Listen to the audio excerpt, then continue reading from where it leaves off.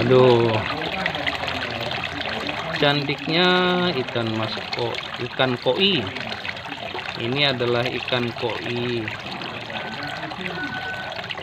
Ikan secantik ini memang cocoknya dipelihara untuk kesenangan sebagai hiburan, dengan catatan bahwa mereka harus mendapatkan makanan yang cukup, tidak boleh mengurangi porsi kehidupan mereka ketika berada di alam bebas.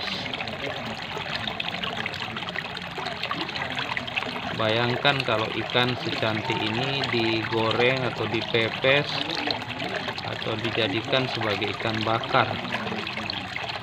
Waduh, nggak tega deh rasanya untuk memakannya. Tapi jika dalam kondisi lapar, bahwa kemudian satu-satunya makanan yang ada yang bisa digunakan untuk menyambung hidup hanya ikan koi ini, daripada mati ya boleh juga kita makan. Kita panggang, kita kasih bumbu, kita kasih penyedap, ataukah kita goreng, daripada kita mati. Lalu setelah ikan ini habis misalnya, apa selanjutnya yang akan kita gunakan untuk menyambung hidup? Ya, apakah ada kemungkinan kita berada dalam situasi yang sangat dilematis seperti itu? Ataukah memang itu hanya ada di dalam hayalan semata?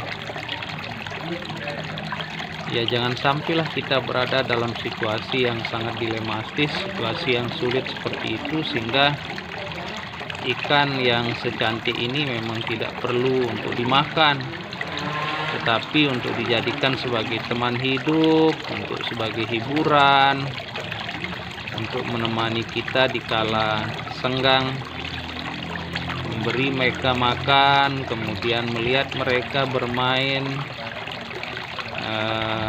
bersentuhan satu sama lain, melihat keindahan paduan warna-warninya.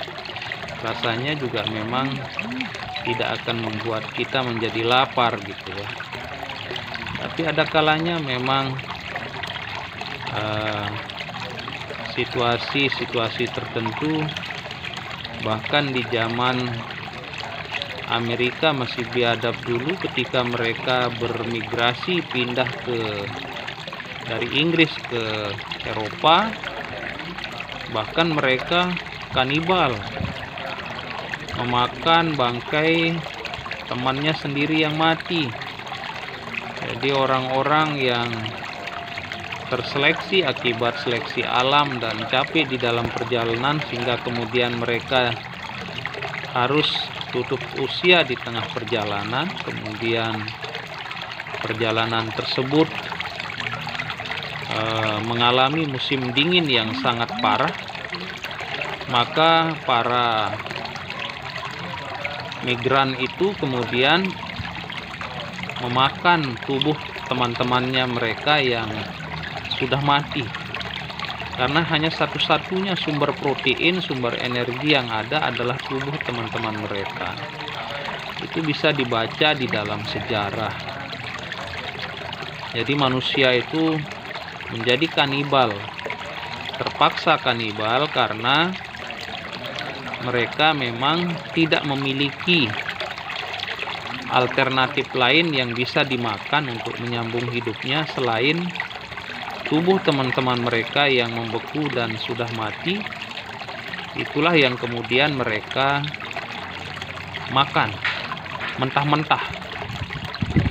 Dan tubuh-tubuh manusia yang sudah mati, tubuh-tubuh manusia yang sudah kaku tersebut, memang akhirnya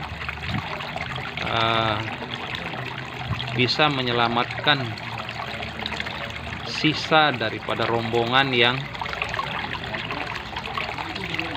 harus melanjutkan perjalanan hingga ke benua Amerika.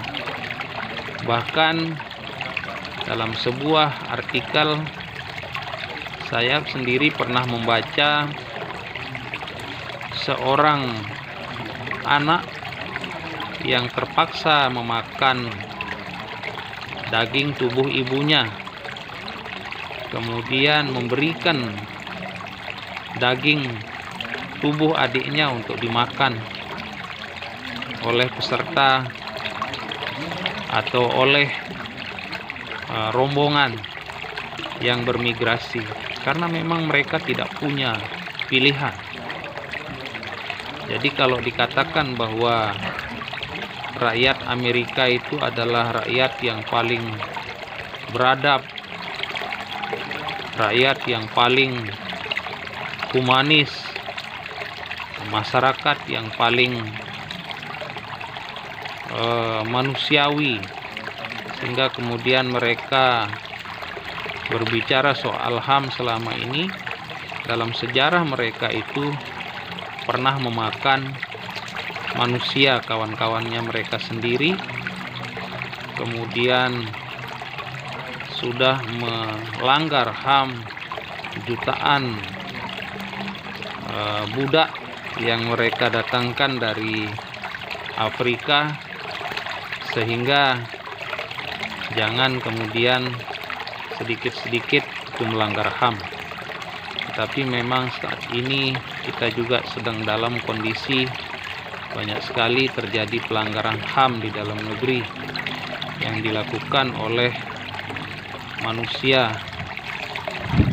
sehingga Homo homini socius itu tidak lagi berubah menjadi Homo homini lupus.